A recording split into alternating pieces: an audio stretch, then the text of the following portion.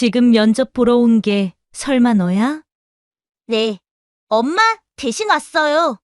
부산 해운대가 내려다 보이는 고층 빌딩, 중견 출판사 해오름 미디어의 면접장이었습니다. 정장을 입은 지원자가 들어와야 할 그 자리에 9살 아이가 울지도 떨지도 않은 채 들어섰습니다. 그 순간 냉정하기로 유명한 여회장의 손이 그대로 멈춰섰습니다. 이 아이는 대체 누구일까요? 그리고 왜 이 중요한 면접장에 홀로 나타난 걸까요? 사연 시작 전 구독과 좋아요 눌러주시고 어디서 듣고 계신지 댓글에 남겨주세요. 그곳에 행복이 가득하길 바랄게요. 부산 해운대가 내려다 보이는 고층 빌딩. 아침 햇살이 유리창에 부딪혀 반짝이고 있었습니다. 그 건물 6째 층에 중견 출판사 해오름 미디어가 있어요. 복도에는 은은한 커피 향이 퍼져 있었고 직원들이 서류를 들고 분주하게 오가고 있었죠. 오늘은 특별한 날이었습니다. 신입 편집자 최종 면접이 있는 날이었거든요. 해오름 미디어는 30년 역사를 가진 출판사예요. 아동도서와 그림책으로 유명한 곳이죠. 매년 신입 채용 경쟁률이 50대 1을 넘기는 출판계에서는 꽤 알아주는 회사였습니다.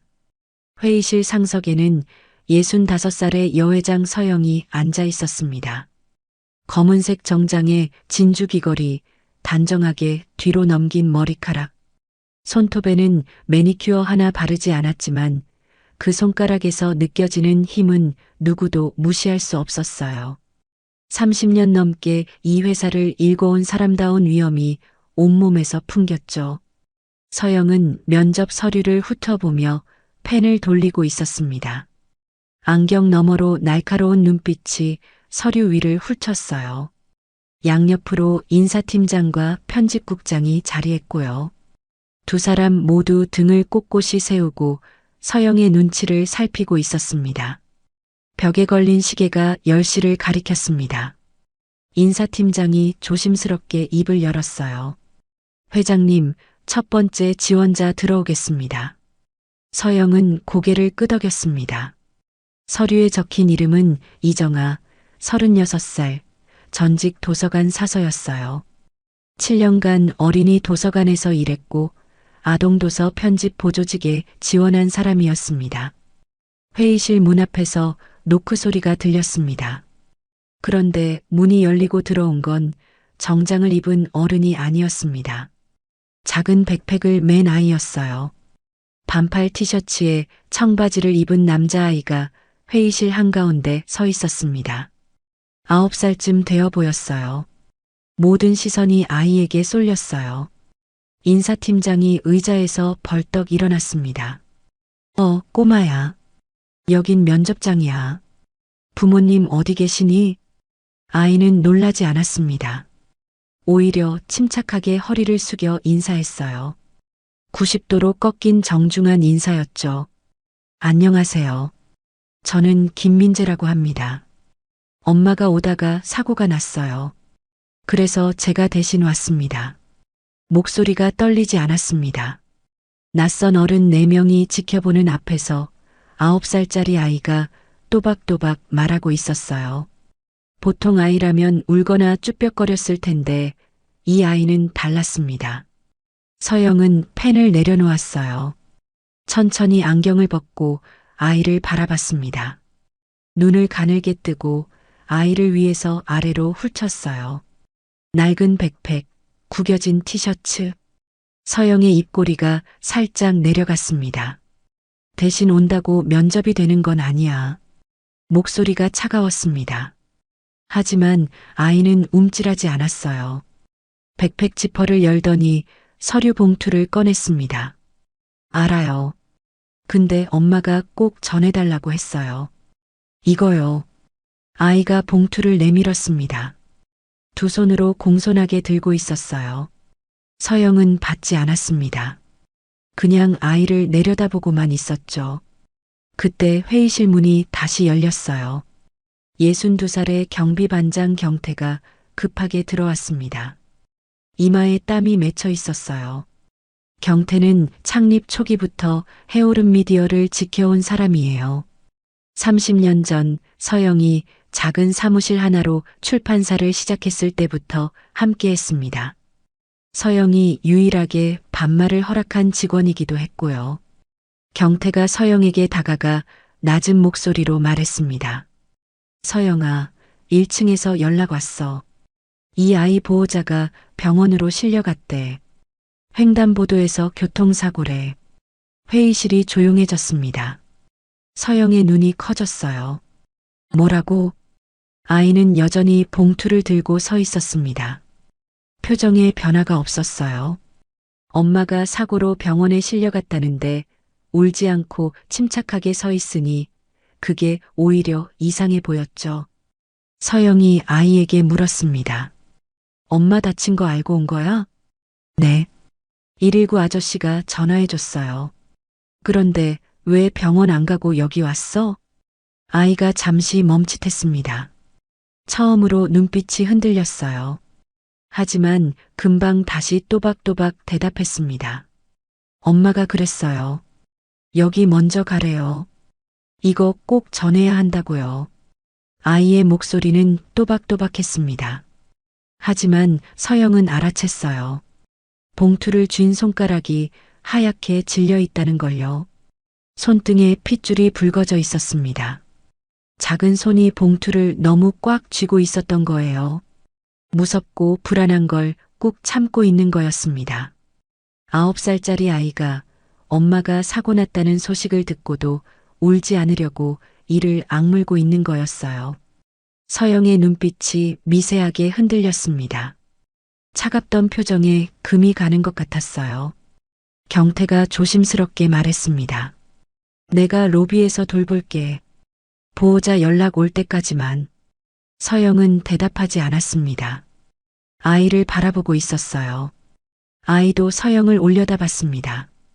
두 사람의 시선이 허공에서 마주쳤어요. 그 순간이었습니다. 서영의 가슴 한구석이 이상하게 쿵 내려앉았어요.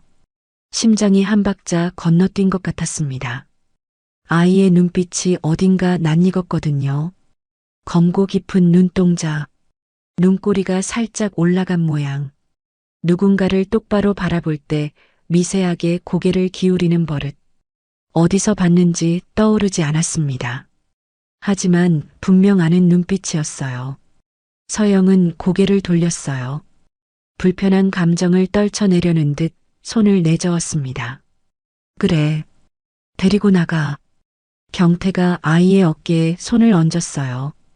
아이는 봉투를 품에 안고 회의실을 나갔습니다.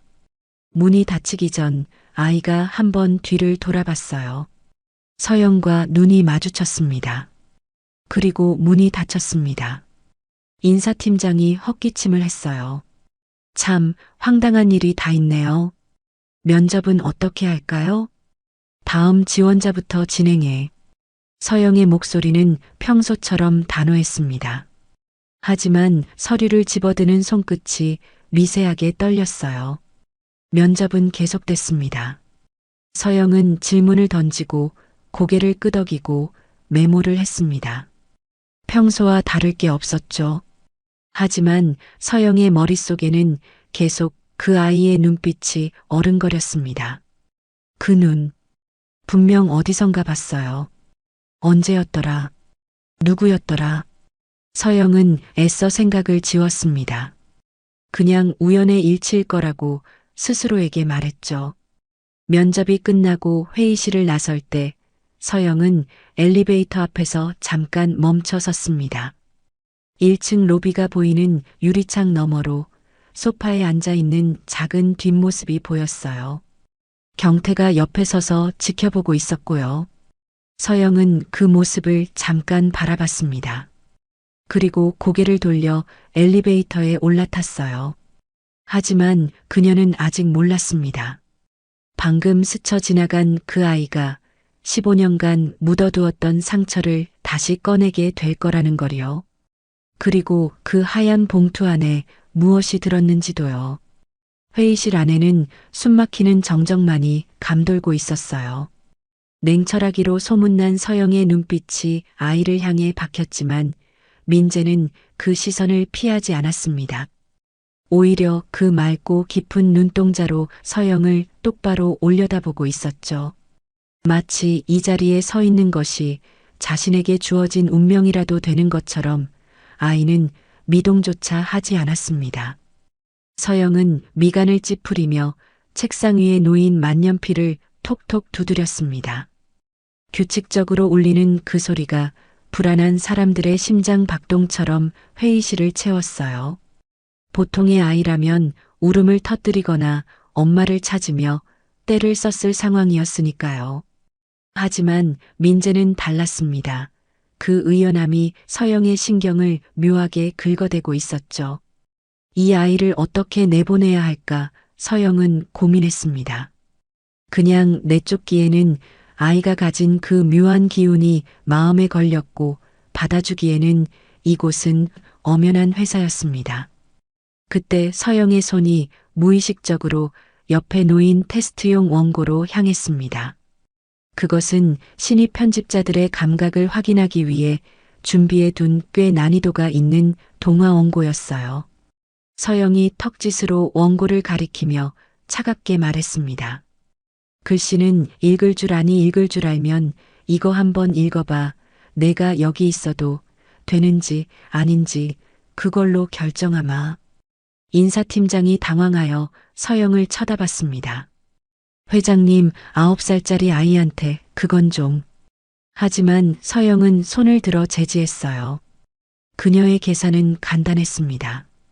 어려운 단어가 섞인 원고를 아이가 제대로 읽을 리 없었고 그걸 핑계로 자연스럽게 돌려보낼 생각이었으니까요. 민재가 쭈뼛거리지 않고 책상 앞으로 다가왔습니다. 고사리 같은 두 손으로 원고를 집어들었어요. 종이를 쥔 아이의 손톱이 단정하게 깎여 있었습니다. 잠시 침묵이 흘렀습니다. 아이는 바로 읽기 시작하지 않고 가만히 문장들을 눈으로 훑어내려갔어요. 마치 글자 하나하나와 인사를 나누는 듯한 모습이었습니다. 그리고 잠시 후 민재의 입술이 열렸습니다. 어느 날 밤 별똥별 하나가 지붕 위로 툭 떨어졌습니다. 아이의 목소리는 생각보다 낮고 차분했습니다. 그런데 이상했습니다. 그저 글자를 소리내어 읽는 것이 아니었어요. 별똥별이 떨어지는 장면에선 목소리가 가볍게 튀어올랐고 밤이 깊어가는 묘사에선 목소리가 한 톤 낮게 깔렸습니다. 회의실에 앉아있던 면접관들의 표정이 서서히 변해갔어요. 단순한 낭독이 아니었습니다. 그건 마치 눈앞에 그림을 그려주는 듯한 생생한 연기였으니까요. 서영도 팔짱을 낀 채 등받이에 몸을 기댔습니다. 입가에 맴돌던 비웃음이 조금씩 사라지고 있었죠. 그런데 원고의 중간쯤 감정이 고조되는 클라이맥스 부분에 다다랐을 때였습니다. 갑자기 민재가 낭독을 멈췄습니다. 흐름이 끊기자 인사팀장이 안타까운 듯 혀를 찼어요. 역시 어려운 단어가 나왔나 봅니다. 하지만 아이는 모르는 단어를 만난 표정이 아니었어요. 민재는 고개를 갸웃거렸습니다. 그리고는 펜을 쥔 서영을 바라보며 조심스럽게 입을 열었습니다. 할머니 아니 회장님, 여기 이 부분은요. 이렇게 빨리 읽으면 안 될 것 같아요. 서영의 눈썹이 꿈틀했습니다. 뭐라고? 여기는 슬픈 장면이잖아요. 별똥별이 친구를 두고 떠나는 거니까 바람이 멈추는 것처럼 천천히, 아주 천천히 읽어야 마음이 아플 것 같아요. 순간 서영의 머릿속에서 쨍하고 유리 조각이 깨지는 소리가 들렸습니다. 시간이 멈춘 것 같았어요. 심장이 쿵 하고 내려앉더니 손끝에서부터 차가운 전율이 타고 올라왔습니다. 서영이 쥐고 있던 만년필이 툭 하고 책상 위로 떨어졌습니다. 검은 잉크가 서류 위로 번져나갔지만 서영은 그것을 닦아낼 생각조차 하지 못했어요. 그 말, 그 표현, 그건 낯선 아이의 입에서 나올 수 있는 말이 아니었습니다. 15년 전 해오름 미디어의 편집실 한 구석. 갓 대학을 졸업했던 아들 도윤이 원고를 교정하며 했던 말과 토시 하나 틀리지 않고 똑같았으니까요. 어머니, 이 문장은 쉼표가 없어도 쉬어가야 해요. 슬픔은 속도가 아니라 여백에서 오는 거거든요. 바람이 멈추는 것처럼 천천히요. 서영의 귓가에 죽은 듯이 묻어두었던 아들의 목소리가 환청처럼 겹쳐 들렸습니다. 도윤이 늘상 하던 버릇 원고의 여백을 손가락으로 쓸며 짓던 그 표정까지 눈앞의 아이에게서 고스란히 겹쳐 보였습니다. 서영은 입술을 깨물었습니다. 우연이다. 이건 지독한 우연일 뿐이야. 세상에 비슷한 감성을 가진 사람은 얼마든지 있어. 서영은 애써 떨리는 손을 테이블 아래로 감췄습니다. 하지만 그녀의 눈동자는 심하게 흔들리고 있었어요. 눈앞에 서 있는 이 아이, 낡은 옷차림에 헝클어진 머리카락을 한 이 작은 아이가 갑자기 거대한 해일처럼 서영을 덮쳐오고 있었습니다. 서영은 마른 침을 삼켰습니다. 목이 타들어가는 것 같았어요. 도대체 너는 누구니? 내가 뭔데 감히 그 아이의 말을 흉내내는 거야?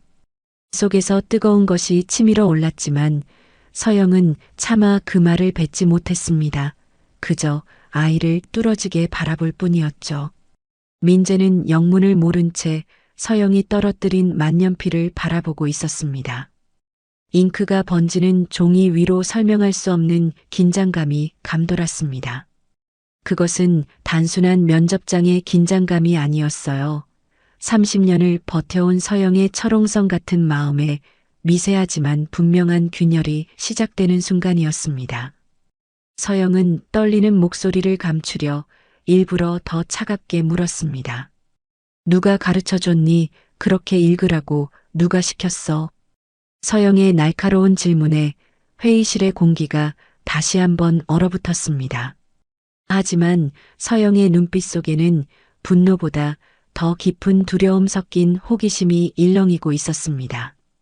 이 아이의 입에서 나올 다음 대답이 자신의 인생을 송두리째 뒤흔들지도 모른다는 불길하고도 슬픈 예감과 함께 말이죠. 회의실의 공기는 물먹은 솜처럼 무겁게 가라앉아 있었습니다.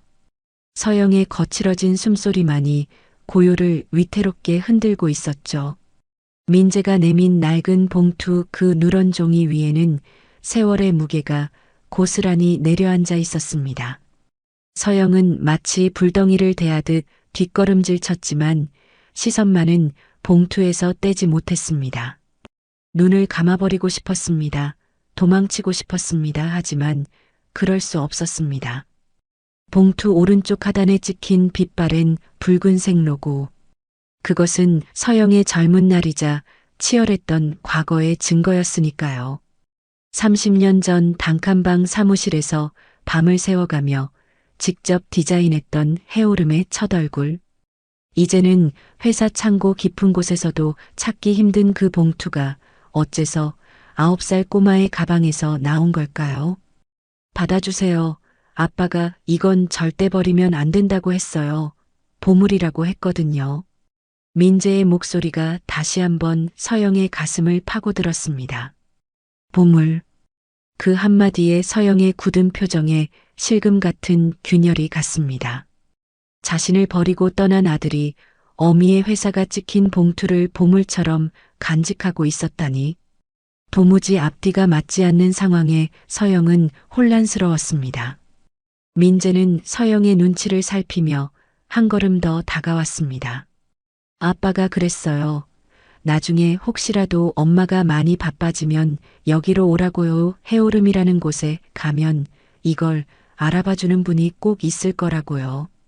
아이는 서영이 누군지 몰랐습니다. 그저 아빠가 말해준 이걸 알아봐줄 사람을 찾고 있을 뿐이었죠. 서영은 홀린 듯 천천히 손을 뻗었습니다. 경비반장 경태가 말릴 새도 없었습니다. 서영의 떨리는 손가락 끝이 마침내 봉투의 모서리에 닿았습니다. 까슬까슬한 종이의 질감 손끝에 전해지는 차가우면서도 묵직한 감촉. 그 순간 서영의 머릿속으로 15년 전의 기억이 주마등처럼 스쳐 지나갔습니다. 어머니, 저는 제 글을 쓰고 싶어요. 어머니의 그늘 아래서 편집자로 사는 거 이제 지쳤어요. 그렇게 모진 말을 뱉고 떠났던 아들이었습니다. 다시는 이 바닥에 발도 들이지 않겠다고 그렇게 소리치고 나갔던 녀석이었습니다. 그런데 이 봉투는 대체 무엇일까요? 서영은 떨리는 손으로 봉투를 받아들었습니다. 종이 위에는 낯익은 글씨체가 남아 있었습니다. 수신 해오름 미디어 편집국.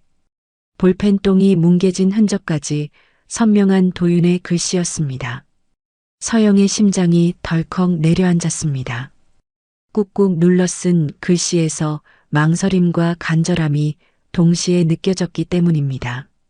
아들은 원고를 보냈던 걸까요? 아니면 보내려다 차마 용기가 나지 않아 서랍 깊은 곳에 넣어두었던 걸까요? 어느 쪽이든 서영에게는 감당하기 힘든 진실이었습니다. 회장님 괜찮으십니까?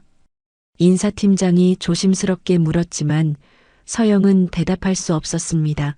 목구멍이 뜨거운 손뭉치로 꽉 막힌 것 같았거든요. 서영은 봉투를 쥔 손에 힘을 주었습니다. 종이가 구겨지는 소리가 비명처럼 회의실에 울렸습니다. 아이는 알지 못했습니다.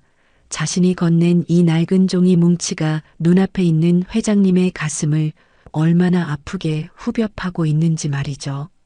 민재는 그저 무서운 표정의 회장님이 봉투를 받아주었다는 사실에 안도하며 작게 숨을 내쉬었습니다. 아저씨들이 그랬는데요. 여기가 책 만드는 곳이래요. 아빠가 쓴 글도 책이 될 수 있나요? 민재의 순수한 질문이 비수가 되어 날아왔습니다. 서영은 고개를 들어 민재를 바라봤습니다. 아이의 맑은 눈동자 속에 자신이 그토록 그리워했던 하지만 미워하려 애썼던 아들의 모습이 어른거리고 있었습니다. 도윤아, 너는 대체 무슨 생각으로 이걸 아이에게 맡긴 거니? 나를 떠나서 행복하겠다고 했잖아. 그런데 왜 아직도 내 주위를 맴돌고 있었던 거야? 원망인지 그리움인지 모를 감정이 서영의 가슴속에서 소용돌이쳤습니다. 하지만 서영은 울지 않았습니다. 아직은 울 자격이 없다고 생각했으니까요. 서영은 입술을 꽉 깨물며 봉투의 입구를 막고 있는 실을 풀기 시작했습니다. 손이 심하게 떨려 몇 번이나 실을 놓쳤습니다. 그 모습이 너무나 위태로워 보여서 지켜보는 직원들조차 숨을 죽였습니다. 겨우 실이 풀리고 봉투가 입을 벌렸습니다. 그 안에는 A사 용지 뭉치가 들어 있었습니다. 가장 윗장에 적힌 제목이 서영의 눈에 들어왔습니다. 별똥별이 머무는 지붕. 제목을 보는 순간 서영의 눈동자가 심하게 흔들렸습니다. 그것은 도윤이 대학 시절 습작으로 썼다가 서영에게 혹평을 듣고 구겨버렸던 바로 그 이야기였으니까요. 어머니는 내 글을 이해 못해요. 이건 따뜻한 이야기라고요. 누군가에게는 위로가 될 수 있다고요. 그때 대들던 아들의 목소리가 환청처럼 귓가에 윙윙거렸습니다. 서영은 가슴 한구석이 찌릿하게 아려왔습니다. 죄책감이었습니다. 설명할 수 없는 무거운 죄책감이 안개처럼 밀려와 서영을 감싸 안았습니다. 이 아이는 자신의 아빠가 어떤 마음으로 이 글을 썼는지 전혀 모르고 있었습니다. 그저 아빠의 소중한 물건을 이곳에 전하러 왔을 뿐인 이 작은 아이 앞에서 서영은 난생 처음으로 자신이 아주 작고 초라한 사람이 된 것 같았습니다. 봉투에 묻어있는 손때가 마치 아들의 체온인 것만 같아서 서영은 봉투를 쥔 손을 놓을 수가 없었습니다. 차마 안을 들여다볼 용기가 나지 않아 서영은 그저 멍하니 제목만을 뚫어져라 내려다보고 있었습니다.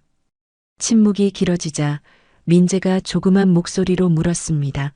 자신이 뭔가 실수를 한 건 아닌지 걱정되는 말투였죠. 회장님, 이제 화 풀리셨어요? 저 쫓아내지 않으실 거죠? 그 순진무구한 물음이 서영의 마지막 자존심을 와르르 무너뜨리고 있었습니다. 서영은 떨리는 손끝으로 원고의 첫 장을 조심스럽게 넘겼습니다. 마치 15년 전으로 돌아가는 타임머신의 버튼을 누르는 것만 같았죠. 종이 넘기는 소리가 유난히 크고 날카롭게 정적에 잠긴 회의실을 갈랐습니다. 첫 문장이 서영의 눈동자에 박혔습니다. 아기 별은 너무 뜨거워서 아무도 안아줄 수 없었답니다. 서영의 호흡이 턱하고 막혔습니다. 단순한 동화가 아니었습니다. 문장과 문장 사이에 숨겨진 쉼표의 위치 조사 하나, 허투루 쓰지 않는 단정함, 그리고 무엇보다 읽는 사람의 마음을 무장해제시키는 따뜻한 온기까지. 그것은 서영이 너무나 잘 알고 있는 세상의 단 한 사람의 문체였습니다. 아들 도윤의 글이었습니다.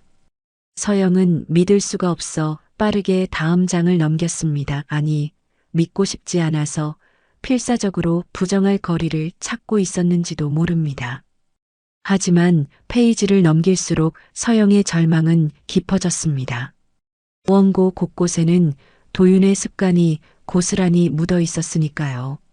마침표를 찍기 전에는 꼭 형용사를 한 번 더 고민했던 흔적이나 등장인물의 감정을 설명하지 않고 날씨로 표현하는 방식까지 모든 것이 도윤이었습니다. 서영의 눈가가 붉게 달아올랐습니다. 글자 하나하나가 살아서 서영에게 말을 거는 것 같았거든요. 어머니, 저 여전하죠? 저는 여전히 이렇게 쓰고 있어요.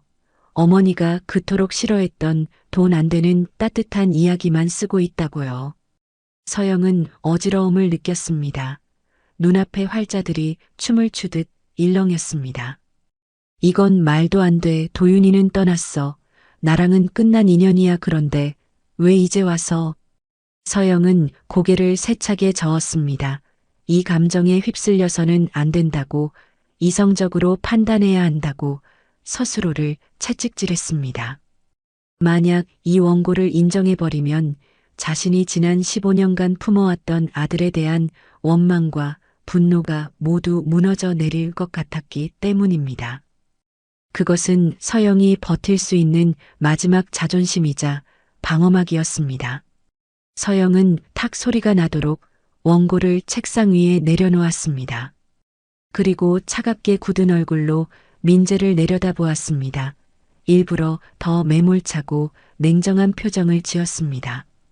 이거 내 엄마가 쓴 거니? 서영의 목소리는 서리발처럼 차가웠습니다. 감정을 꾹꾹 눌러 담아 건조하게 물었죠. 민재는 서영의 갑작스러운 태도, 변화에 놀라 눈을 동그랗게 떴습니다. 아니요, 아빠가 쓴 거예요. 엄마는 아빠 글이 세상에서 제일 좋다고 했어요. 그래서 오늘 면접 때 회장님께 꼭 보여드리고 싶어 하셨고요. 엄마가. 서영은 코웃음을 쳤습니다. 비틀린 웃음이 입가에 번졌습니다. 그래, 내 엄마 교통사고가 났다던 그 사람 말이야. 그 여자가 시키더냐? 죽은 사람 흉내라도 내서 동정심이라도 사보라고. 회장님 말씀이 너무 지나치십니다. 옆에서 듣고 있던 경태가 참다 못해 한마디 거들었습니다. 하지만 서영은 경태를 쏘아보며 입을 다물게 했죠. 서영은 다시 민재를 향해 쏘아붙였습니다. 자신의 불안을 감추기 위해 아이에게 더 모진 말을 쏟아부었습니다. 이건 아류작이야. 누군가의 문체를 흉내낸 조잡한 가짜라고. 세상에 이런 글을 쓰는 사람은 널리고 널렸어. 우연히 비슷할 수는 있겠지. 서영은 원고를 손으로 밀어냈습니다. 마치 더러운 것이라도 만진 사람처럼 손끝을 털어내는 신용까지 했습니다. 아니에요. 가짜 아니에요. 아빠가 매일 밤마다 고치고 또 고쳤어요. 제가 잠들 때까지 읽어주셨단 말이에요. 민재가 울먹이며 소리쳤습니다. 아빠의 노력이 가짜 취급을 받는 것이 억울했던 겁니다. 하지만 서영은 귀를 막았습니다. 아이의 진심이 들리면 자신의 가짜 평온이 깨질 것 같았으니까요. 시끄러워. 면접장은 떼쓰는 곳이 아니야. 서영은 자리에서 일어났습니다. 더 이상 이 공간에 있다가는 숨이 막혀 죽을 것만 같았습니다. 인사팀장, 이 아이 내보내. 그리고 이 원고도 돌려줘. 우리 회사는 이런 수준 미달의 원고는 받지 않아. 수준 미달. 그 말은 도윤이 떠나던 날 서영이 아들에게 마지막으로 던졌던 비수였습니다. 그 말을 다시금 입에 올리며 서영은 자신의 가슴을 스스로 찌르고 있었습니다. 민재의 눈에서 기어이 눈물이 툭 떨어졌습니다. 소리 없이 흐르는 눈물이 볼을 타고 턱으로 흘러내렸습니다. 하지만 서영은 그 눈물을 외면했습니다. 고개를 돌려 창밖을 바라봤죠. 해운대의 푸른 바다가 오늘따라 유난히 시리게 반짝이고 있었습니다. 가슴 한구석이 욱신거렸습니다. 부정하면 할수록, 밀어내면 낼수록 원고 속에 담긴 아들의 온기가 손바닥에 화상처럼 남아 지워지지 않았습니다. 이것이 우연이 아니라는 걸 서영은 이미 알고 있었습니다. 하지만 인정할 수 없었습니다. 인정하는 순간 자신은 아들을 버린 비정한 어미가 되어야 했으니까요. 차라리 모르는 척, 아무것도 아닌 척 그렇게 덮어두는 것이 모두를 위한 길이라고 서영은 비겁한 합리화를 하고 있었습니다. 데리고 나가라니까 뭐해? 서영이 다시 한번 버럭 소리를 질렀습니다. 하지만 그 목소리는 분노보다는 비명에 가까웠습니다. 겁에 질린 민재가 경태의 손에 이끌려 뒷걸음질 치며 회의실을 빠져나갔습니다. 문이 닫히는 순간까지 아이는 서영을 바라보고 있었습니다. 원망이나 미움이 아닌 슬픔이 가득한 눈으로 말이죠. 쿵 하고 문이 닫히자 서영은 그제야 참고 있던 숨을 토해냈습니다. 다리가 후들거려 서 있을 수가 없었습니다. 그대로 의자에 주저앉은 서영의 시선이 책상 구석에 남겨진 봉투끈에 머물렀습니다. 미처 챙기지 못한 봉투끈 하나가 마치 끊어지지 않은 인연의 끈처럼 서영을 조용히 비웃고 있는 것만 같았습니다. 정오가 조금 지난 시간, 해오름 미디어의 1층 로비는 점심을 먹으러 나가는 직원들로 북적였습니다. 유리문을 통해 쏟아지는 눈부신 햇살과 직원들의 손에 들린 커피 향기 그리고 웅성거리는 말소리들이 뒤섞여 활기차면서도 어수선한 풍경을 만들어내고 있었죠. 그 소란스러운 로비 한 구석, 커다란 관엽식물 뒤편에 놓인 낡은 소파에 작은 아이 하나가 웅크리고 앉아 있었습니다. 면접장에서 쫓겨나다시피 나온 민재였습니다. 경비반장 경태가 차마 아이를 건물 밖으로 내보내지 못하고 사람들 눈에 띄지 않는 구석 자리를 마련해 준 것이었죠. 경태가 건네준 우유와 빵은 손도 대지 않은 채 민재는 무릎 위에 책 한 권을 펼쳐놓고 있었습니다. 아까 서영이 밀쳐냈던 아빠의 원고가 아닌 가방 속에 넣어 다니던 낡은 동화책이었습니다. 아이는 소리내어 읽기 시작했습니다. 누군가에게 들려주려는 의도는 아니었어요. 그저 놀란 가슴을 진정시키기 위한 자신만의 의식 같은 것이었죠. 옛날, 아주 먼 옛날 바람이 잠드는 언덕에는 외로움쟁이 거인이 살고 있었습니다. 처음에는 아주 작은 속삭임이었습니다. 지나가던 사람들의 발소리에 무쳐 들리지 않을 만큼 미약한 소리였죠. 그런데 이상한 일이 일어났습니다. 커피를 들고 지나가던 여직원 한 명이 걸음을 멈추고 고개를 갸웃거렸습니다. 어디서 들리는 소리지? 그녀의 시선이 관엽식물 뒤편 작은 머통을 향했습니다. 거인은 너무 커서 아무도 친구가 되어주지 않았어요. 그래서 거인은 매일 밤 별들에게 말을 걸었답니다. 아이의 목소리에는 묘한 힘이 있었습니다. 또랑또랑하면서도 듣는 사람의 마음을 차분하게 가라앉히는 깊은 울림이 있었죠. 마치 시끄러운 소음 속에서 맑은 종소리가 은은하게 퍼져나가듯 민재의 낭독 소리는 로비의 소란을 조금씩 잠재우기 시작했습니다. 바쁘게 엘리베이터를 기다리던 직원들도 휴대전화를 보며 걷던 사람들도 하나둘씩 하던 일을 멈추고 소리가 나는 쪽을 바라봤습니다. 웅성거림이 잦아들고 커피 머신 돌아가는 소리마저 크게 느껴질 만큼 로비에는 기이한 정적이 감돌았습니다. 그 고요의 중심에 9살 민재가 있었습니다. 아이는 사람들이 모여드는 줄도 모르고 책 속에 푹 빠져 있었습니다. 글자 하나하나에 생명을 불어넣듯 정성스럽게 읽어내려갔죠. 거인이 울자 하늘에서도 비가 내렸어요. 주룩주룩 그건 거인의 눈물이었거든요. 아이의 목소리가 떨리자 듣고 있던 여직원이 슬그머니 눈가를 훔쳤습니다. 무심코 지나가던 남자 직원도 발길을 떼지 못하고 아이를 바라보고 있었고요. 글로 사람을 불러 모으는 힘 이야기 하나로 공간의 공기를 바꾸는 능력. 그것은 훈련으로 만들어지는 기술이 아니었습니다. 타고난 재능이자 누군가로부터 물려받은 피의 증거였죠. 그리고 그 모습을 2층 난간 뒤에 숨어서 지켜보는 사람이 있었습니다.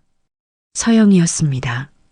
서영은 점심도 거른 채 창백한 얼굴로 로비를 내려다보고 있었습니다. 쫓아내라고 소리쳤지만 혹시나 아이가 길을 잃지는 않았을까 신경이 쓰여 견딜 수가 없었던 겁니다. 그런데 서영의 눈앞에 펼쳐진 광경은 그녀를 또다시 충격에 빠뜨렸습니다. 사람들에게 둘러싸여 책을 읽는 아이의 모습 위로 15년 전의 도윤이 겹쳐 보였기 때문입니다. 대학 시절 도윤도 그랬습니다.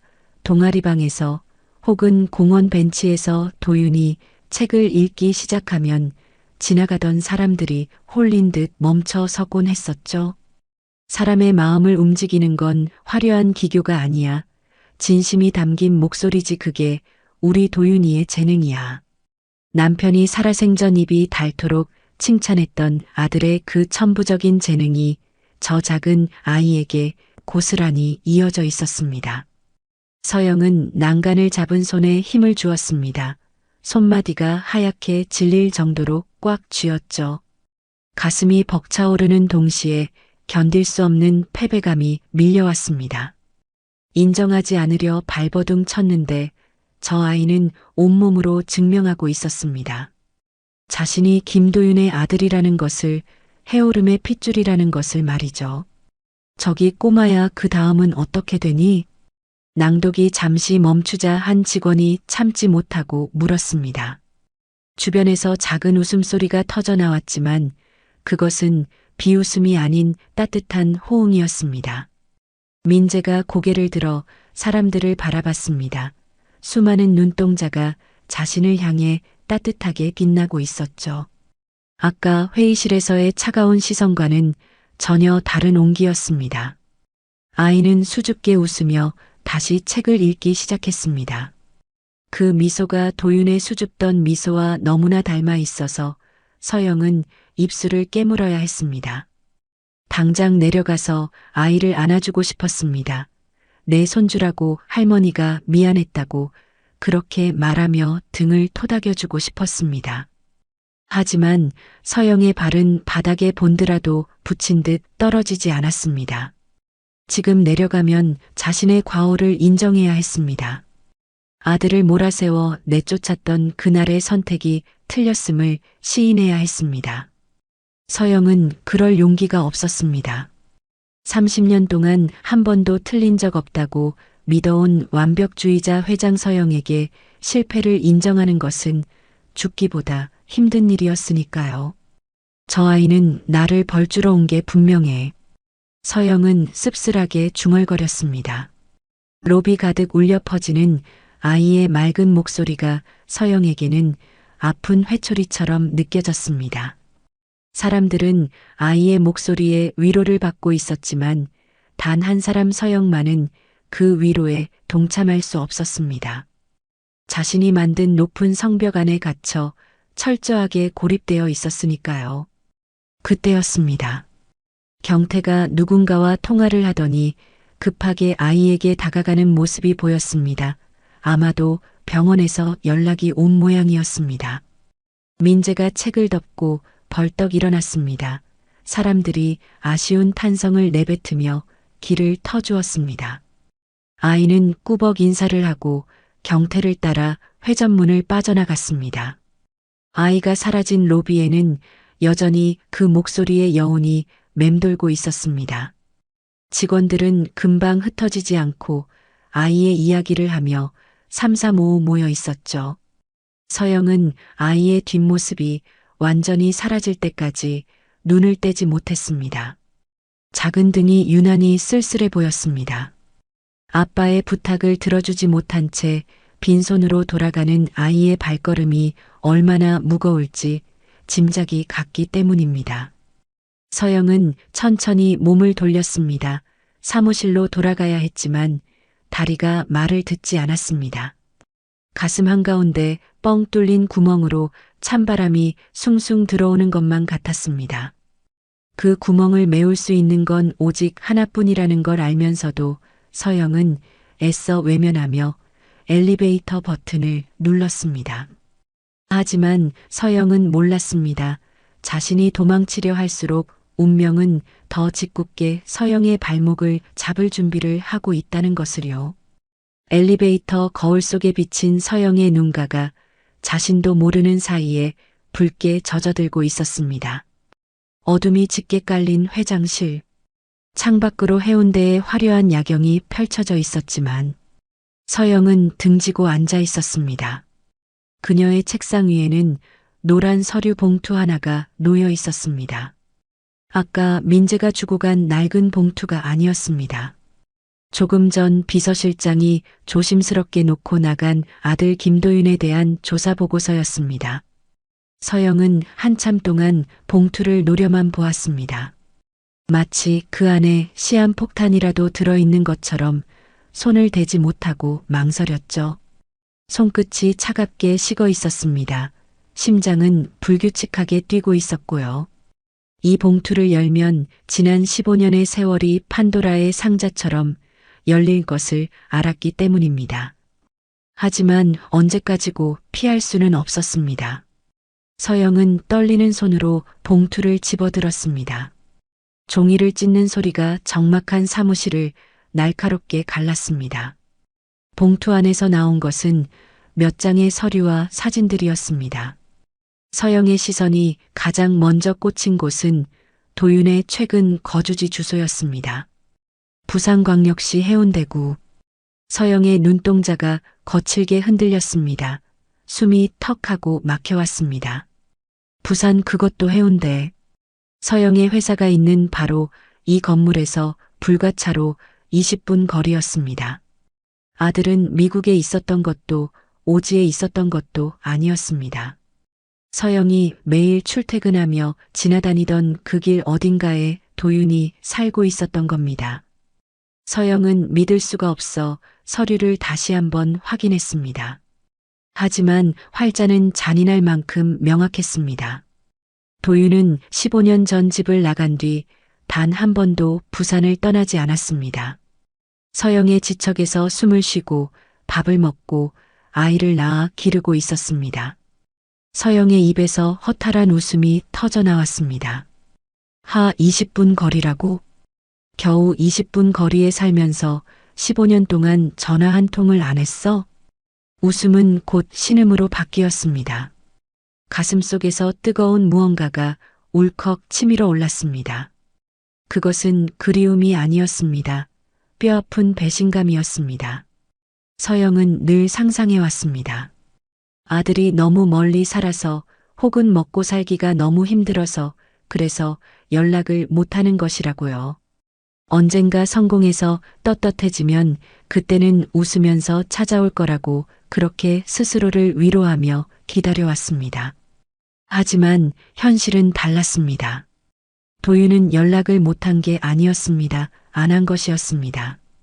엄마가 있는 곳을 뻔히 알면서도 매일 아침 뉴스에 나오는 엄마의 회사를 보면서도 철저하게 엄마를 없는 사람 취급한 겁니다. 서영은 서류를 쥔 손에 힘을 주었습니다. 종이가 구겨지며 바스락거리는 소리를 냈습니다. 나를 그렇게 미워했니? 죽을 때까지 얼굴도 보기 싫을 만큼 내가 그렇게 끔찍했어? 서영의 눈에 고여있던 눈물이 순식간에 말라버렸습니다. 그 자리를 채운 것은 차가운 분노였습니다. 서영은 자신의 해석이 틀릴 수도 있다는 생각은 추호도 하지 않았습니다. 완벽주의자였던 그녀에게 아들의 침묵은 곧 거절이자 단절의 선언으로만 느껴졌으니까요. 서영은 다음 장을 넘겼습니다. 도윤의 결혼 생활과 아내 이정아에 대한 정보가 적혀 있었습니다. 도서관 사서였던 아내 그리고 넉넉하지 않지만 화목해 보이는 가족 사진. 사진 속에서 도윤은 활짝 웃고 있었습니다. 서영 앞에서는 한 번도 보여준 적 없는 세상 편안하고 행복한 미소였습니다. 그 미소가 서영의 가슴을 후벼 팠습니다. 너는 행복했구나. 어미 가슴에 대못을 박아놓고 너는 그 좁은 집에서 희희낙낙하며 행복하게 살았구나. 나는 내가 걱정돼서 밤마다 잠도 못 자고 약을 먹었는데 너는 나 같은 건 까맣게 잊고 내 가족이랑 웃고 있었어. 서영의 오해는 눈덩이처럼 불어났습니다. 사진 속 행복해 보이는 아들의 모습이 오히려 서영에게는 조롱처럼 느껴졌습니다. 서영은 배신감에 치을 떨었습니다. 만약 아들이 불행했다면, 차라리 가난에 허덕이며 힘들게 살았다면 당장이라도 달려가 끌어안았을지도 모릅니다. 못난 놈이라 욕하면서도 내 새끼라며 거두었을 겁니다. 하지만 아들은 엄마 없이도 충분히 행복해 보였습니다. 엄마의 그늘을 벗어나서야 비로소 숨을 쉬는 것처럼 보였죠. 그 사실이 서영을 비참하게 만들었습니다. 자신이 아들의 인생에서 철저하게 불필요한 존재였다는 것을 확인 사살당한 기분이었습니다. 그때 책상 한 구석에 밀어두었던 민재가 가져온 원고 봉투가 눈에 들어왔습니다. 아까는 그 봉투가 애틋하게 보였지만 지금은 달랐습니다. 저것도 다 쇼였어. 죽고 나니 아쉬워서 아니면 남겨진 처자식이 먹고 살기 힘들어서 이제야 나를 찾아보낸 거야. 살아생전에는 코빼기도 안 비치더니 죽고 나서야 아이를 앞세워 나를 찾아와? 비겁한 놈. 서영은 입술을 깨물었습니다.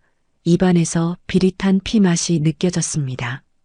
아까 로비에서 아이를 보며 느꼈던 잠깐의 흔들림과 연민. 그 모든 감정들이 순식간에 수치심으로 변했습니다. 저 아이도 똑같아 도윤이 자식이야.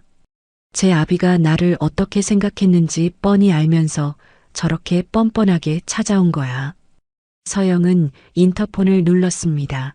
거칠게 버튼을 누르는 손가락에 분노가 실려 있었습니다. 비서실장 들어오라고 하세요, 당장. 잠시 후 비서실장이 긴장한 얼굴로 들어왔습니다. 서영은 보고서를 책상 위로 던지듯 내려놓았습니다.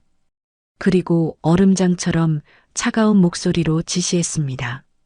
이 시간 이후로 1층 안내 데스크와 보안팀에 전달해. 네, 회장님. 오늘 왔던 그 아이 김민재라고 했나? 그 아이를 포함해서 이쪽 가족들은 절대로 회사에 들이지 마. 비서실장이 놀란 눈으로 서영을 쳐다봤습니다. 회장님, 그래도 아직 어린아이인데. 그리고 가져온 원고는 어떻게 해? 버려. 원고든 뭐든 다 갖다 버려. 서영이 소리를 질렀습니다. 그녀의 눈은 붉게 충혈되어 있었습니다. 내 눈앞에 띄지 않게 해 2번 다시 얼씬도 못하게 하란 말이야. 내 아들은 15년 전에 죽었어. 오늘 찾아온 건 잡상인일 뿐이야. 알아들었어? 네, 알겠습니다. 비서실장이 도망치듯 나가고 다시 회장실에는 정적만이 남았습니다. 서영은 의자에 깊숙이 몸을 파묻었습니다. 온몸의 힘이 다 빠져나간 듯 했습니다. 하지만 가슴속의 불길은 꺼지지 않았습니다. 오히려 더 거세게 타올라 서영의 이성을 마비시키고 있었습니다. 창밖의 야경이 눈물에 번져 흐릿하게 흩어졌습니다. 서영은 두 손으로 얼굴을 감싸 쥐었습니다. 나쁜 놈, 독한 놈. 어떻게 그렇게 가니? 어떻게 나한테 사과 한마디 없이 그렇게 가버려. 원망 섞인 흐느낌이 넓은 회장실에 공허하게 울려 퍼졌습니다. 진실은 아직 저 멀리 있는데 오해라는 이름의 색안경을 낀 서영은 스스로 마음의 문을 더욱 굳게 걸어 잠그고 있었습니다. 이제 서영에게 남은 것은 자신을 버린 아들에 대한 분노, 그리고 그 분노를 쏟아부을 대상인 어린 손자 민재뿐이었습니다. 내일 날이 밝으면 서영은 가장 잔인한 말로 아이에게 상처를 줄 준비를 하고 있었습니다. 자신이 받은 상처보다 더 크고 깊은 상처를 되돌려주기 위해서 말이죠. 다음 날 아침, 해오름 미디어의 로비에는 평소보다 더 차가운 공기가 흐르고 있었습니다. 출근하는 직원들은 회전 문 앞에 서 있는 보안 요원들의 삼엄한 분위기에 주눅이 들어 발걸음을 재촉했죠. 서영의 특별 지시였습니다. 어제 그 아이와 관련된 사람은 개미 새끼 한 마리도 들이지 말라는 서슬퍼런 명령이 떨어져 있었으니까요. 서영은 평소보다 짙은 화장을 하고 가장 아끼는 검은 정장을 입은 채 2층 회장실에서 CCTV 화면을 응시하고 있었습니다. 독한 마음을 먹었습니다. 아니, 마음을 베어내기로 결심했습니다. 자신을 기만하고 15년 동안이나 무시했던 아들의 흔적을 철저하게 지워버리겠다고 다짐했죠. 그리고 오전 10시가 조금 넘었을 무렵 화면 속에 익숙한 작은 그림자가 나타났습니다. 민재였습니다. 아이는 어제와 똑같은 옷차림에 그 낡은 백팩을 메고 있었습니다. 손에는 무언가를 꼭 쥐고 있었죠. 회전문으로 들어오려던 민재가 보안 요원에게 제지당하는 모습이 보였습니다. 아이가 고개를 갸웃거리며 무언가 설명했지만 보안 요원은 단호하게 고개를 저으며 아이의 몸을 밖으로 밀어냈습니다. 그 모습을 지켜보던 서영의 인매가 비틀려 올라갔습니다. 그래, 그렇게 돌아가라. 다시는 얼씬도 하지 마. 하지만 아이는 포기하지 않았습니다. 밀려나면 다시 다가오고 또 밀려나면 다시 다가와 유리문 너머를 기웃거렸습니다. 마치 누군가를 간절히 기다리는 강아지처럼 아이는 자리를 떠나지 못했습니다. 그 끈질김마저도 도윤을 닮아 있었습니다. 서영은 자리에서 벌떡 일어났습니다. 모니터로 지켜보는 것만으로는 성에 차지 않았습니다. 직접 내려가서 저 아이의 희망을 꺾어 놓아야 했습니다. 그래야 자신의 상처가 조금이라도 아물 것 같았거든요. 그것이 못난 어른의 화풀이라는 것을 알면서도 서영은 멈출 수가 없었습니다. 1층 로비에 서영이 나타나자 직원들이 홍해 갈라지듯 길을 텄습니다. 또각또각 서영의 구두 굽소리가 사형 선고처럼 차갑게 울려 퍼졌습니다. 회전문 앞에 다다른 서영이 보안 요원에게 눈짓을 했습니다. 요원이 길을 비키자 유리문 밖에서 서성이던 민재와 눈이 마주쳤습니다. 민재의 얼굴이 환해졌습니다. 회장님, 아이는 반가움에 손을 흔들며 달려오려 했습니다. 하지만 서영은 손바닥을 들어 아이를 멈춰 세웠습니다. 오지 마. 서영의 목소리는 겨울바람보다 더 매서웠습니다. 한 발짝도 들어오지 마. 여기는 내가 올 곳이 아니야. 민재가 멈칫하며 자리에 굳어버렸습니다. 반가움으로 빛나던 눈동자가 순식간에 당황으로 물들었습니다. 왜요? 저 어제 원고 두고 갔는데요. 그거 아빠가 정말 소중하게. 입 닥쳐. 서영이 소리를 질렀습니다.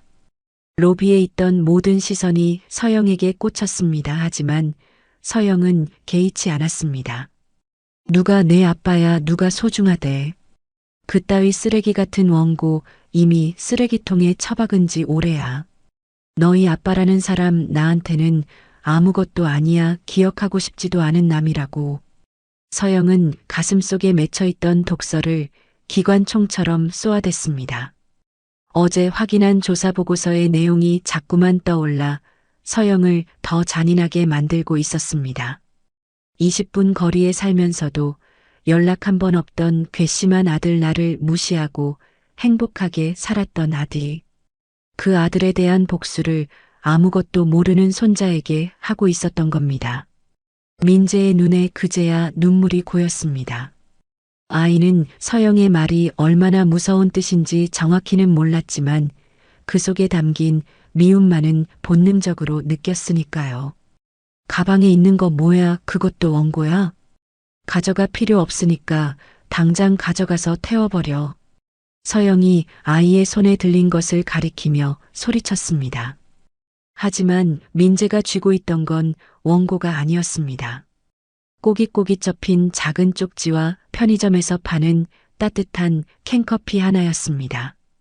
어제 화를 내시던 회장님이 혹시나 마음이 풀리셨을까봐 아이가 용돈을 털어 사온 작은 뇌물이었습니다. 민재는 캔커피를 가슴에 품으며 뒷걸음질 쳤습니다. 할머니가 싫어하신대요? 아빠가 쓴 글이요? 그래 싫어. 징글징글하게 싫어. 그러니까 다시는 내 눈앞에 나타나지 마. 너도 내 아빠 흔적도 모두 꼴도 보기 싫으니까. 서영은 숨을 헐떡였습니다. 속이 시원할 줄 알았습니다. 알터니가 빠진 것처럼 개운할 줄 알았습니다. 그런데 아니었습니다. 아이에게 상처를 줄수록 자신의 심장이 난도질 당하는 것처럼 아팠습니다. 하지만 이미 엎질러진 물이었습니다. 서영은 돌아설 수 없었습니다. 여기서 약해지면 자신은 정말로 버림받은 엄마가 되는 것이었으니까요. 그때였습니다. 눈물을 뚝뚝 흘리던 민재가 울먹이는 목소리로 물었습니다. 원망도 비난도 아니었습니다. 그저 도무지 이해할 수 없다는 듯한 순수한 의문이었습니다. 할머니 근데요. 아빠는 할머니를 좋아한다고 했거든요. 매일매일 보고 싶어 했어요. 근데 할머니는 왜 아빠를 미워해요? 서영은 코웃음을 쳤습니다. 거짓말하지 마. 보고 싶었으면 왔겠지. 좋아했으면 연락했겠지. 하지만 아이의 다음 말이 서영의 비웃음을 얼어붙게 만들었습니다. 할머니는 좋아하면 멀어져도 되나요? 뭐? 서영의 눈동자가 흔들렸습니다. 아빠가 그랬어요. 너무 많이 좋아하면 가끔은 멀리서 지켜봐야 할 때도 있는 거라고요. 가까이 가면 아프게 할까봐 그래서 멀리 있는 거라고요. 민재는 콧물을 훌쩍이며 말을 이었습니다. 아빠는요, 여기 건물이 보이는 바닷가에 매일 갔어요. 거기서 저 꼭대기층을 보면서 항상 그랬어요. 저기에 우리 엄마가 있다고, 세상에서 제일 멋진 우리 엄마가 있다고. 아이의 말 한마디 한마디가 거대한 망치가 되어 서영의 뒤통수를 강타했습니다. 좋아해서 멀어졌다 가까이 가면 아프게 할까봐 그래서 멀리서 지켜만 봤다. 서영이 평생을 살아오며 한 번도 생각해보지 못한 논리였습니다. 서영에게 사랑은 소유였고 집착이었고 옆에 두는 것이었으니까요. 하지만 아들 도윤에게 사랑은 배려였고 기다림이었고 두려움이었던 겁니다. 서영의 입술이 파르르 떨렸습니다. 반박하고 싶었습니다. 그건 비겁한 변명이라고 소리치고 싶었습니다. 하지만 목소리가 나오지 않았습니다. 아이의 손에 들린 식어가는 캔커피가 자신의 초라한 분노를 비웃는 것만 같아서 서영은 아무 말도 할 수가 없었습니다. 할머니가 오지 말라고 하니까 이제 안 올게요. 죄송해요. 민재가 허리를 숙여 인사했습니다. 90도로 꺾인 그 작은 등이 어찌나 작고 열인지 서영은 숨을 쉴 수가 없었습니다. 아이는 캔커피를 회전 문 앞 바닥에 조심스럽게 내려놓았습니다. 그리고 돌아서서 뛰기 시작했습니다. 뒤도 돌아보지 않고 달리는 아이의 뒷모습이 멀어지는 점이 되어 사라질 때까지 서영은 그 자리에 박제된 듯 서 있었습니다. 로비의 직원들도 보안 요원도 아무도 숨소리조차 내지 못했습니다. 정적 속에 남겨진 건 바닥에 놓인 캔커피 하나와 모든 것을 잃어버린 표정의 서영뿐이었습니다. 좋아하면 멀어져도 되나요? 아이의 질문이 환청처럼 귓가에 맴돌았습니다. 그 물음은 서영이 지난 15년간 쌓아 올린 오해와 증오의 성벽에 가장 치명적인 균열을 내고 있었습니다. 서영은 비틀거렸습니다. 현기증이 일었습니다. 아닐 거야. 그럴 리 없어. 그건 그냥 핑계야. 도윤이가 나를 사랑했을 리 없어. 서영은 고개를 세차게 저으며 부정했습니다. 하지만 가슴 깊은 곳에서부터 이미 무너져 내리는 소리가 들려오고 있었습니다. 자신이 무언가 아주 큰 실수를 했다는, 돌이킬 수 없는 잘못을 저질렀다는 서늘한 예감이 서영의 발목을 휘감아 오고 있었습니다. 해오름 미디어의 밤은 깊었습니다. 직원들이 모두 퇴근하고 텅 빈 사무실에는 냉장고 돌아가는 소리만이 웅웅거리고 있었죠. 서영은 집에 가지 못했습니다. 아니, 갈 수가 없었습니다. 텅 빈 집에 혼자 들어가는 것이 오늘따라 사무치게 두려웠기 때문입니다.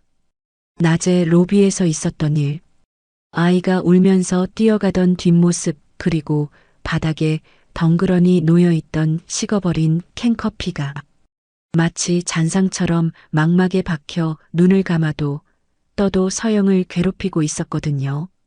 서영은 불 꺼진 회장실 소파에 시체처럼 누워 있었습니다. 그때였습니다. 똑똑. 조심스러운 노크 소리가 들렸습니다. 이 시간에 올 사람이 없는데. 서영이 몸을 일으키기도 전에 문이 열리고 경비반장 경태가 들어왔습니다. 그의 손에는 꼬깃꼬깃 접힌 종이 한 장이 들려 있었습니다. 퇴근 안 하고 모해불도 안 켜고 청승맞게. 경태가 혀를 차며 스위치를 올렸습니다. 갑작스러운 불빛에 서영이 눈을 찌푸렸죠. 경태는 서영의 눈치를 살피더니 손에 들고 있던 종이를 테이블 위에 툭 던져 놓았습니다. 이거 아까 그 꼬마가 주고 갔다. 서영의 눈썹이 꿈틀했습니다. 내가 드리지 말라고 했을 텐데 자네까지 내 말을 무시하는 거야? 드리긴 뭘 드려. 정문 밖에서 서성이는 거 내가 쫓아내려다 받은 거야. 경태의 목소리에는 평소와 달리 날선 가시가 돋쳐 있었습니다. 오랜 친구이자 상사인 서영에게 보내는 무언의 질책이었죠. 그애 내일 부산 뜬단다. 엄마 치료 때문에 서울 큰 병원으로 옮긴대. 이제 오라고 해도 못 오는 애야. 서울로 간다. 그 말이 서영의 가슴을 철렁하게 만들었습니다. 이제 정말 끝이구나. 내 손으로 끊어낸 인연이 이제 물리적으로도 완전히 멀어지는구나. 서영은 애써 담담한 척 고개를 돌렸습니다. 가든 말든 나랑 무슨 상관이야. 그거 치워보기도 싫으니까. 독하다 독해. 천하의 서영이가 언제부터 이렇게 겁쟁이가 됐냐. 애가 쓴 편지 한 장 읽을 용기도 없어. 경태는 그 말을 남기고 뒤도 돌아보지 않고 나가버렸습니다. 쿵 하고 문이 닫히자 다시 정막이 찾아왔습니다. 테이블 위에 놓인 종이 뭉치가 마치 살아있는 생물처럼 서영의 시선을 잡아 끌었습니다. 공책에서 찢어낸 듯 한쪽 면이 거칠게 뜯겨나간 종이. 그 하찮은 종이 조각이 천근만근 무겁게 느껴졌습니다. 서영은 한참을 망설이다가 떨리는 손을 뻗었습니다. 이것이 마지막이라는 생각에 심장이 조여들었습니다. 종이를 펼치자 지우개로 지우고 다시 쓴 흔적이 역력한 삐뚤빼뚤한 글씨가 나타났습니다.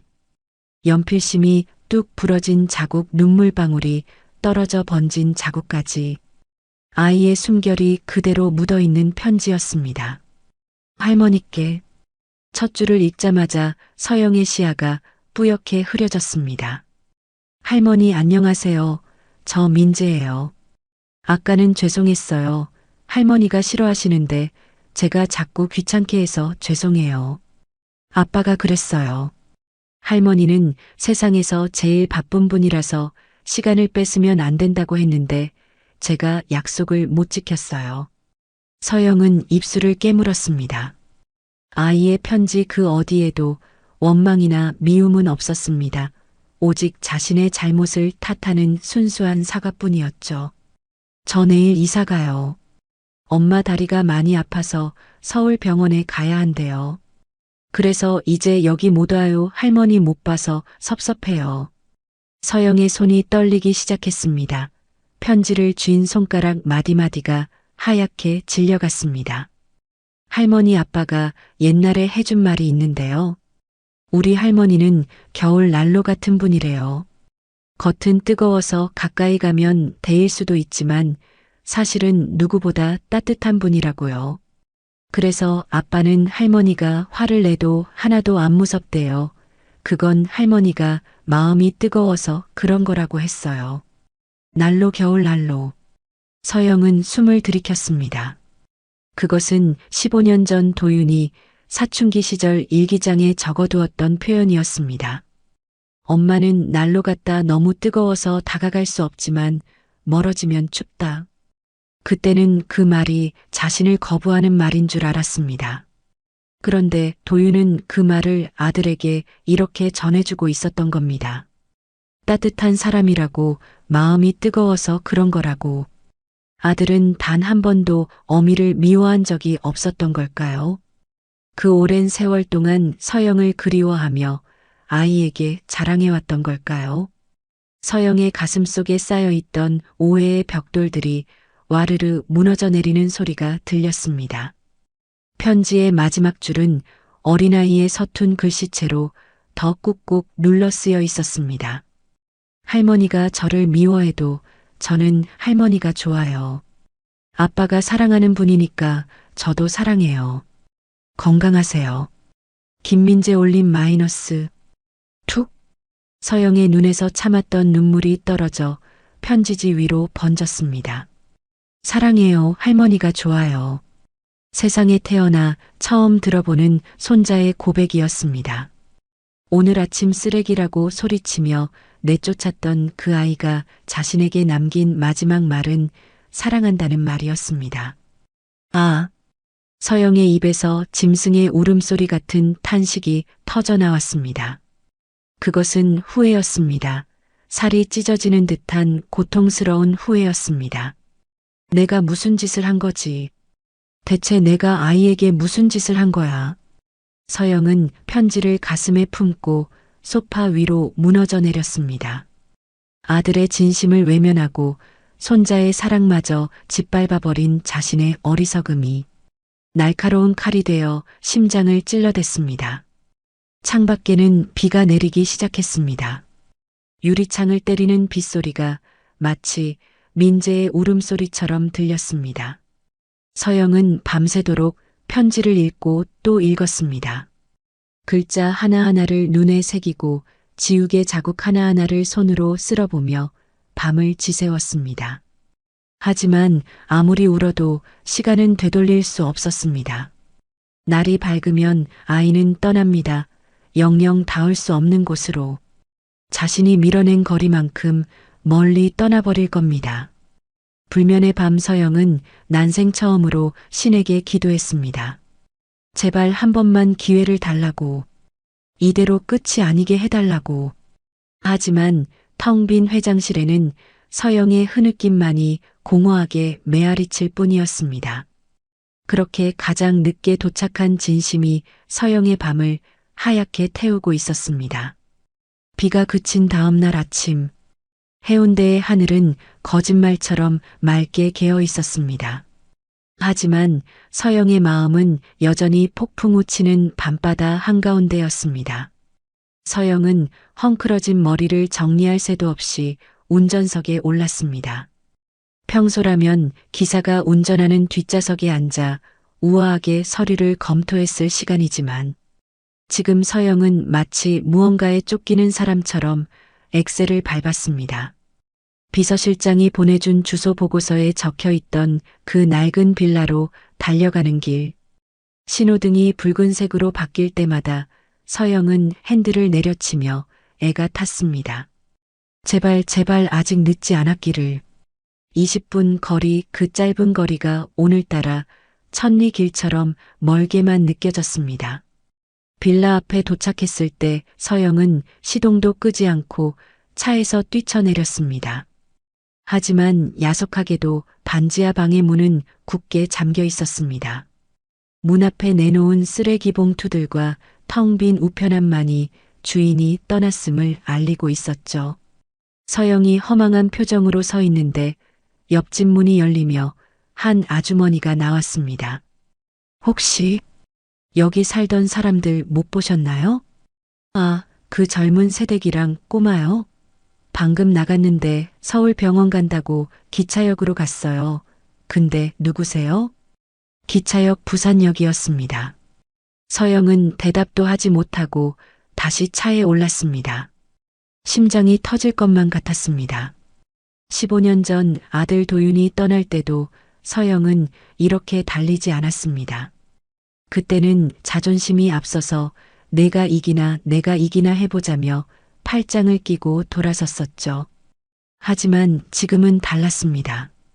이번에도 놓치면 죽어서도 아들을 볼 면목이 없을 것 같았습니다. 더 이상 후회 속에 살고 싶지 않았습니다. 부산역 대합실은 여행객들로 발 디딜 틈이 없었습니다.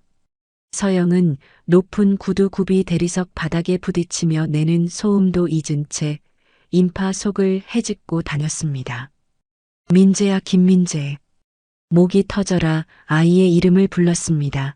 사람들이 힐끔거렸지만 체면 따위는 중요하지 않았습니다. 그때였습니다. 에스컬레이터 앞 수많은 인파 속에서 익숙한 낡은 가방 하나가 서영의 눈에 들어왔습니다. 엄마의 휠체어를 밀고 있는 작은 뒷모습. 민재였습니다. 민재야.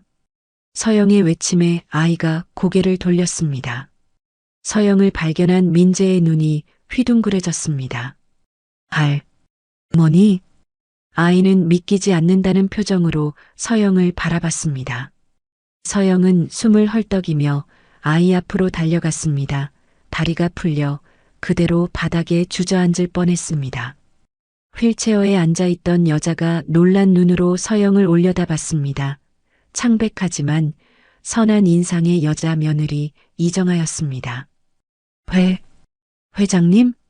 정아가 당황해서 어쩔 줄 몰라 하자 서영은 거친 숨을 고르며 정아의 손을 덥석 잡았습니다.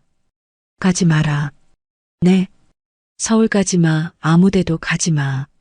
서영의 눈에서 참았던 눈물이 왈칵 쏟아졌습니다. 미안하다. 내가 미안해. 내가 너무 늦게 왔다. 서영은 무릎을 꿇고 며느리와 손자 앞에서 고개를 숙였습니다. 지나가는 사람들이 웅성거리며 쳐다봤지만 서영에게는 오직 두 사람만 보였습니다. 회장님, 왜 이러세요? 일어나세요. 정아가 당황해서 서영을 일으키려 했지만 서영은 고개를 저었습니다. 나를 용서해다오. 못난 시어머니를, 독한 할머니를 용서해. 내 아들 도윤이 그 불쌍한 녀석 보내놓고 너희들마저 모른 척하려 했던 이 죄 많은 늙은이를 제발 용서해다오. 도윤의 이름이 나오자 정아의 눈시울도 붉어졌습니다. 남편이 평생 그리워했던 어머니가 지금 자신의 눈앞에서 울고 계셨으니까요. 서영은 고개를 들어 민재를 바라봤습니다. 겁에 질린 듯 하면서도 걱정스러운 눈빛으로 자신을 보는 아이. 서영은 떨리는 팔을 벌려 아이를 와락 끌어안았습니다. 아이고, 내 새끼, 내 강아지. 할머니가 미안해. 할머니가 정말 잘못했어. 아이의 작은 몸에서 따뜻한 온기가 전해져 왔습니다. 그 온기가 서영의 얼어붙은 심장을 단숨에 녹여버렸습니다. 할머니, 저 안 미워요? 이제 화 풀리셨어요? 민재가 울먹이며 물었습니다. 미워하다니, 어떻게 너를 미워해. 내가 내 아들의 분신인데, 내가 너를 얼마나 기다렸는데. 서영은 아이의 얼굴을 어루만지며 흐느꼈습니다. 어제 내가 준 캔커피 할머니가 다 마셨어. 세상에서 제일 맛있더라. 정말요? 그래, 그리고 내 아빠가 쓴 원고, 그것도 할머니가 다 읽었어. 아주 훌륭한 이야기더라. 서영은 품에서 어제 챙겨두었던 원고 뭉치를 꺼냈습니다. 구겨지지 않게 고운 보자기에 싸둔 원고였습니다. 이거 책으로 만들자. 세상 사람들이 다 읽을 수 있게 아주 예쁜 책으로 만들자. 할머니, 민재의 얼굴에 해사한 웃음꽃이 피어났습니다. 그리고 엄마 치료 서울 갈 필요 없어. 내가 다 알아서 할게. 우리나라에서 제일 좋은 의사 불러올 거야. 그러니까 내 옆에 있어라.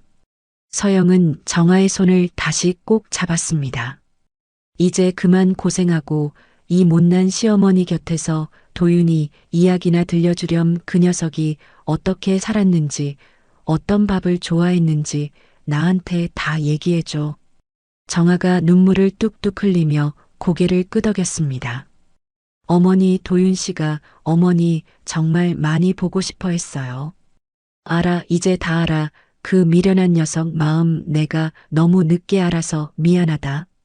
부산역 대합실 한복판 서로를 부둥켜 안은 세 사람 위로 따뜻한 안내 방송이 울려 퍼졌습니다.